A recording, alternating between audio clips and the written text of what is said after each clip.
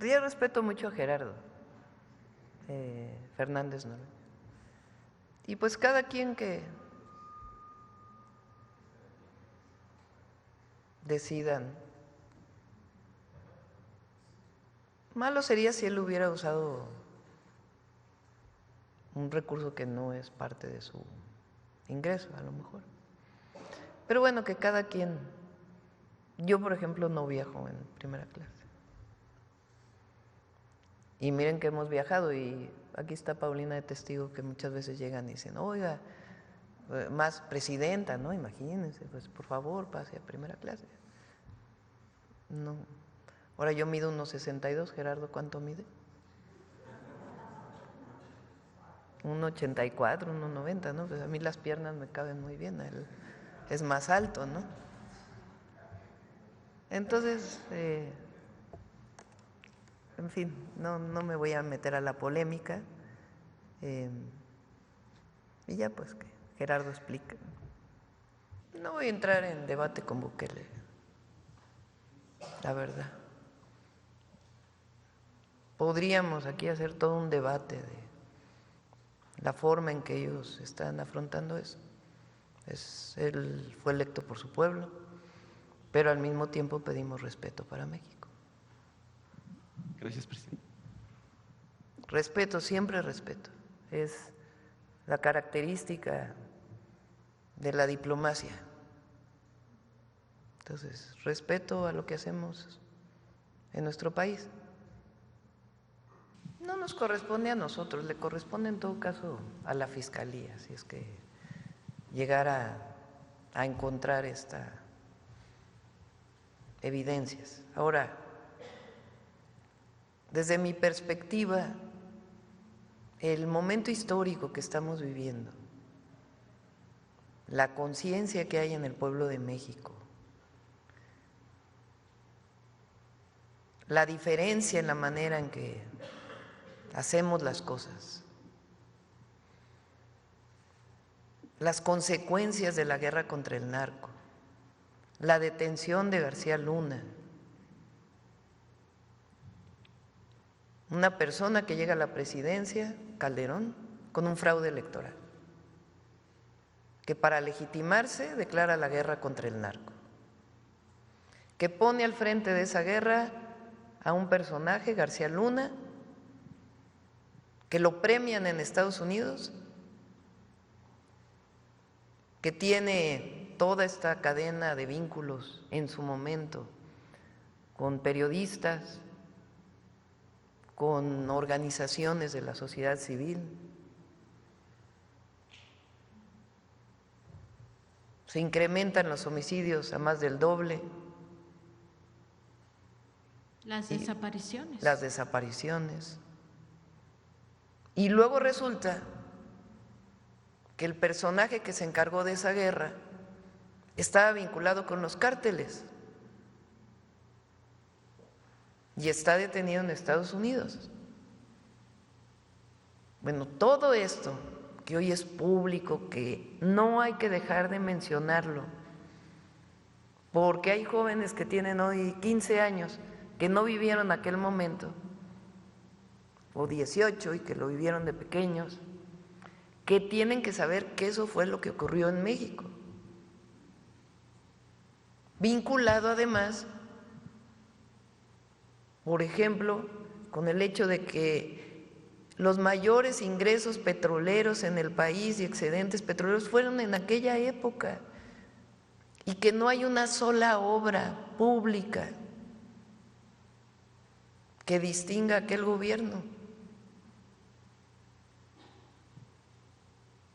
Desde mi perspectiva, el pueblo de México ya lo juzgó.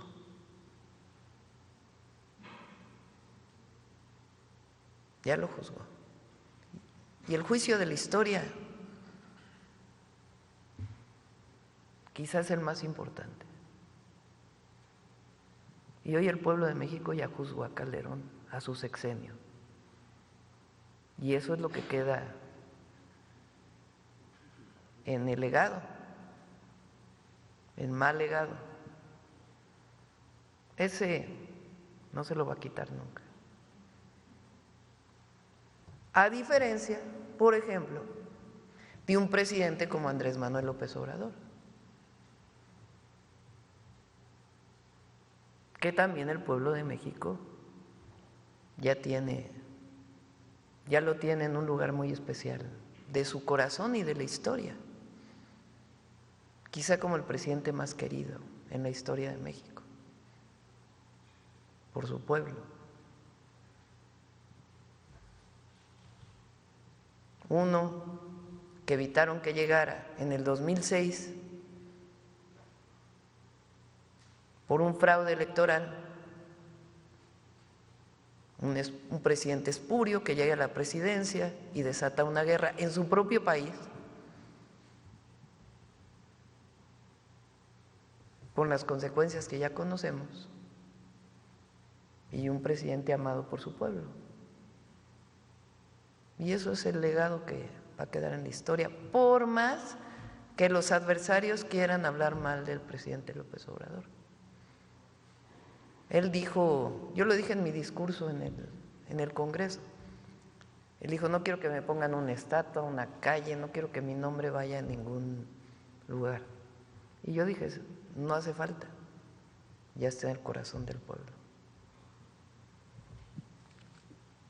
Presidenta, también en este sentido, preguntarle si en esta cooperación que está teniendo el Gobierno de México con el Gobierno de Estados Unidos se le ha informado a usted o al Gabinete de Seguridad si existe alguna carpeta de investigación en contra de Felipe Calderón allá, toda vez que pues la Casa Blanca ha señalado precisamente a ese gobierno de Felipe Calderón, sobre todo por esta narcopolítica o este narcogobierno. Consultarles si no es así, si no les han informado que exista alguna investigación abierta en contra del expresidente Calderón, si ustedes podrían pedir como Gobierno de México saber por lo menos si existe y en todo caso solicitarla para conocer en qué términos estaría. No tenemos conocimiento y no nos han informado. Y repito, no es un tema del gobierno. Si hay algún tema en la Fiscalía, pues que proceda la Fiscalía. Pero nosotros como gobierno no lo vamos a hacer.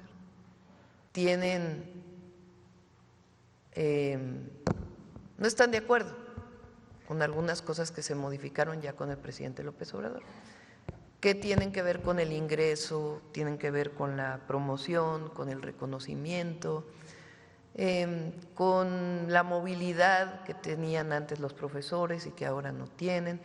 Todo eso se llama UCICAM, es una unidad que revisa todo eso de los maestros. Prácticamente todos los maestros quieren que eso se cambie. Entonces, ¿cómo lo vamos a cambiar? Lo que yo propuse es que no sea una idea del gobierno,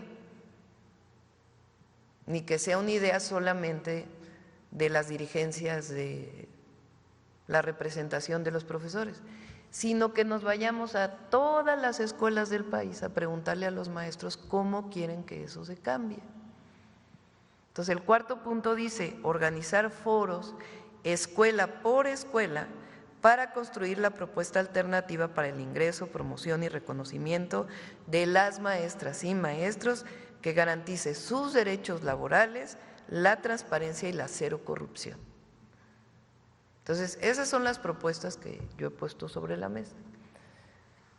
Ellos tienen también otras propuestas. Nosotros lo que hemos planteado es que en muchas de esas propuestas pues tiene que ver con el presupuesto público, porque recuerden que hoy en el país todos los adultos mayores de 65 años tienen una pensión de 6,200 pesos bimestral. Ya no solo son los maestros, ya no solo son los trabajadores que tienen IMSS, sino todos por igual, universal, tienen un derecho que es la pensión al adulto mayor. Son 6,200 pesos que se les entregan a cada adulto mayor que cumple 65 años. Entonces, eso representa, ¿cuánto representa, Ariadna, en el presupuesto público este año? 550,000 millones de pesos, $500 millones de pesos. ya se aprobó en la Constitución, entonces es un derecho del pueblo de México. Y cada año tiene que aumentar para que no baje para que el poder adquisitivo de esa pensión continúe igual. Entonces estamos hablando de un país distinto, en donde ya incluso los maestros que se jubilan también ya tienen los 6,200 pesos, ¿verdad? Entonces ojalá pudiéramos dar más, pero a veces no puede uno comprometer un presupuesto que existe en donde evidentemente hemos hecho una austeridad enorme. Entonces, por supuesto que siempre vamos a dialogar con ellos y está esto para que todas las maestras y maestros de México lo conozcan. Sí me gustaría preguntarle, estas cuestiones como lo es la quita de los pagos de los créditos de Foviste y eso, mencionó que iba a emitir decretos. ¿Cuándo los va a emitir, doctora? Vamos a emitir un decreto y tiene que pasar por el consejo del ISSSTE y del Foviste. Pero no tiene fecha. Entonces, ya probablemente la próxima semana. Fueron 2 reuniones, una reunión muy amplia, había muchísimas personas, de una asociación empresarial de Monterrey, de Nuevo León, que se llama CAINTRA, que tiene muchos años, que pertenecen desde pequeños empresarios hasta los grandes empresarios de Monterrey. Yo me había comprometido con ellos desde que fui en campaña, creo, a que iba a regresar ya como presidenta, y entonces regresamos ahora en su aniversario y cambiaron a los directivos de la asociación o de la Cámara. Y ahí pues en realidad fue una presentación de lo que es el Plan México, etcétera. Después tuvimos una reunión con los empresarios del acero, que no solamente son los fabricantes del acero en México, sino también de los derivados, porque ahora los aranceles incluyen también los derivados de acero. Y platicamos mucho, quedamos de seguir trabajando en ello. Estaba tanto Altagracia Gómez, que es quien nos ayuda en la coordinación de este consejo de empresarios que hicimos en el gobierno, estaba también Vidal Llerenas, que trabaja en la Secretaría de Economía, y ellos quedaron de revisar, en caso de que no podamos modificar este acuerdo con Estados Unidos, cuáles son las medidas que nosotros tendríamos que hacer, tomando en cuenta toda la cadena del acero, para afectar lo menos posible a la gente y afectar lo menos posible también a todo el sector, porque hay una visión distinta del que fabrica que el que usa, el que es usuario de esa fabricación y que también importa. Entonces se va a hacer esta propuesta en caso de que no se llegue a un acuerdo en el caso de acero y aluminio, se está trabajando en ello. Entonces estas fueron las 2 reuniones ahí en Nuevo León, en Monterrey.